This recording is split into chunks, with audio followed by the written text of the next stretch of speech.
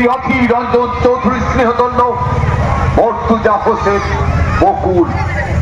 আগামী 7 মে মর্তুজা হোসেন বকুলকে হাত চিহ্নে ভোট দিয়ে বিপুল ভোটে নির্বাচিত করুন। এই আবেদন নিয়েই মর্তুজা হোসেন বকুল এখন আপনার বাড়ির সামনে আপনাদের দোয়া আশীর্বাদ প্রার্থনা করছেন।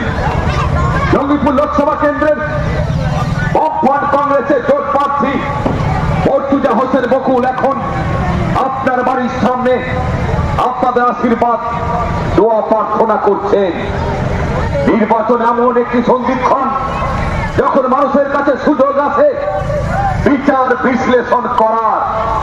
বিগত 5 বছর ধরে যে মানুষটির উপর আপনারা ভরসা করেছিলেন, আপনার কতটা কাজে লেগেছে, আগামী দিনে এবার তিনি কি কাজ করবেন, এই শ্রমিকদের দুর্দশা বিন্দু মাত্র নিরসন হয়নি।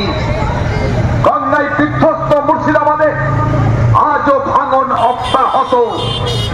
কংগ্রেস প্রার্থী যুবদের আইকন এ বাংলার সবুজ বিপ্লবের রূপকার মরহুম আব্দুল সাত্তার সাহেবের নাতি জননেতা শ্রী অধীর রঞ্জন চৌধুরী স্নেহধন্য মর্তুজা হোসেন বকুল।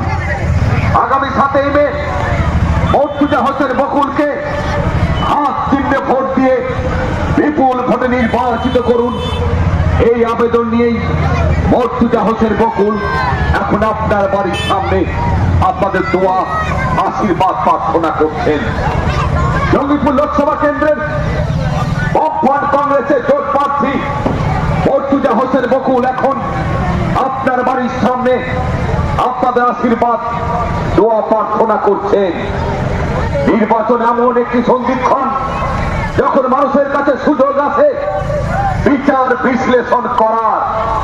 বিগত 5 বছর ধরে যে মানুষটির উপর আপনারা ভরসা করেছিলেন, আপনার কতটা কাজে লেগেছে, আগামী দিনে এবার তিনি কি কাজ করবেন, এই শ্রমিকদের দুর্দশা বিন্দু মাত্র নিরসন হয়নি।